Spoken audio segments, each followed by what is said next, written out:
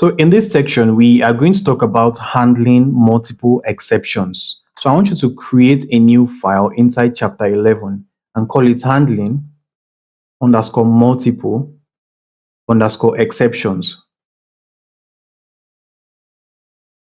dot py. And once you do that, I just want you to open the file. So right now we are going to talk about how to handle multiple exceptions that could potentially be generated during the course of execution of the program. Now I want us to try and do something. Let's say age is equals to a string and it is 12. Or no, not even 12. Let's say age is equals to ABC, for example. If we try to convert this into a string, into an integer, it's going to give us an error. Now let's just create a new variable and say new age is equals to int of age. Now, if I save this, once we run it, what do you think it's going to give us? It's going to give us an error because anytime we want to convert an integer or anytime we want to convert a string into an integer, the string has to be alphanumeric. That is, it has to be a value that can be converted into a string. So it has to be a string, sorry, it has to be an integer which is actually enclosed in a string. So it must be something like three, like um like 3 or 35 or for example 78. It can never be a character like a string character like A, B, or C. If not, it's going to give an error. And we actually spoke about this in, I believe it was chapter 2, where we did type conversion. Here, I showed you exactly how we can convert different data types. Here, we converted a string into a float because it was actually an integer value which was wrapped in a string. So if we try to do this now, we are going to get an error. So let's see what error we get. Let me just run this program. So you see that you see the error that we get. It says value error, invalid literal for ints with base, invalid literal for ints with base 10 ABC. So what it's essentially telling us is that I can't convert this item into an integer because it's not even a valid value under base 10. So what we're going to do is we can just change this to like 67, for example. And then when I run this program, we should see that it will run smoothly without any error. So as you can see, no errors were generated. Now, let's say, for example, we want to execute multiple lines of code. We have this value here, ABC equals to age, and we want to convert it into an integer. So let's say in a following line, we want to divide two numbers together. Let's say we want to divide 4 by 0. Now, what we have here basically is two lines of code that could potentially generate errors. So the first one is just going to generate an error because we're trying to convert ABC into an integer, and that is an invalid action. And the second one is we're trying to divide this value, which is 4, by 0. Now that is invalid because we can't divide any number by 0. If we actually try to execute this program, line 4 wouldn't even get executed because the program is going to crash at this line. And I'm going to prove that. Let me just run it to show you.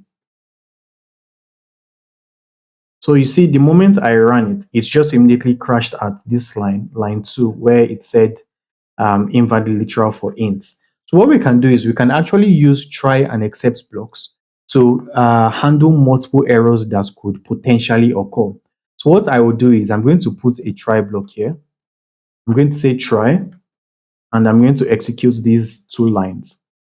Now, the first error that got generated was a value error when we tried to convert this value into an integer, and that was invalid. So we can write except value error as E.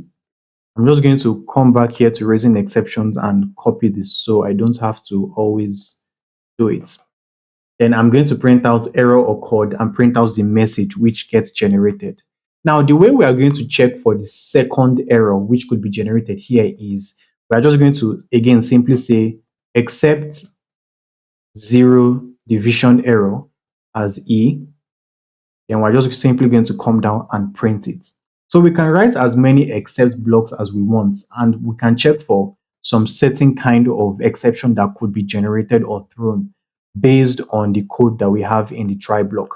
So here we see that we have only two exceptions that could be generated, which is a value error when we're trying to convert this value into an integer, which is not correct, or when we're trying to divide a number by zero.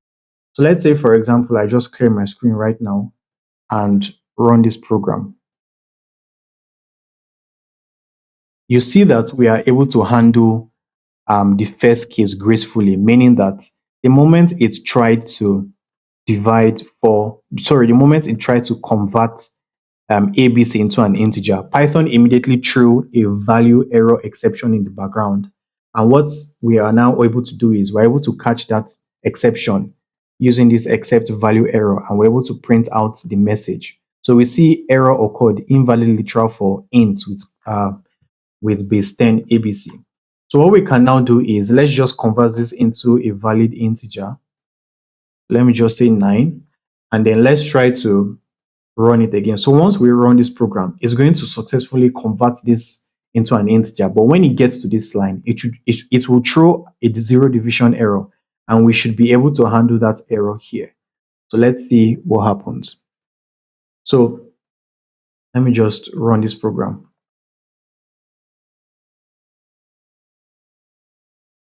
So you see right now, it says error occurred, division by zero. So what we can actually do is we can just change this text to something like you can't divide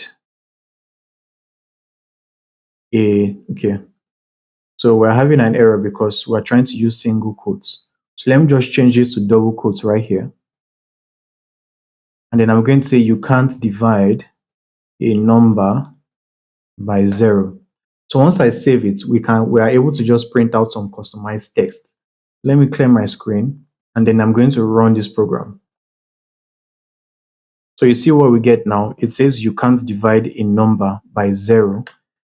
Then it says colon division by zero. So that shows us exactly how we can handle multiple errors that could be generated during the course of a program. So thank you for watching this section. And if you have any question, please don't hesitate to ask me a question in the comment section. Now, I want to give you some activity that you can actually try to do on your end. So the activity is ask a user for two numbers. Now, once you've collected the two numbers from the user, that is, ask them programmatically using the input method. So once you've collected the two numbers, try to divide the first number by the second number. Now, I want you to handle two exceptions that might occur. Now, the first exception that could occur is a value error. When a user enters a value into the input that is not a a number, like for example 17. Because if, for example, we enter like ABC into if we enter ABC into this input statement, it would fail into input function. It would fail because we're trying to wrap that ABC inside the input method, because we expect that the user enters an integer like 17, not ABC. So what I want you to do is, making use of exceptions, try and except blocks, as well as error handling. I want you to try and handle and listen to when a user actually inputs the wrong details. Even if they input the wrong details, we can use the value error to check. And if the user enters the second number as zero, that is, if the program tries to divide the first number by the second number, and the second number is zero, then I want you to handle that exception using the zero division error.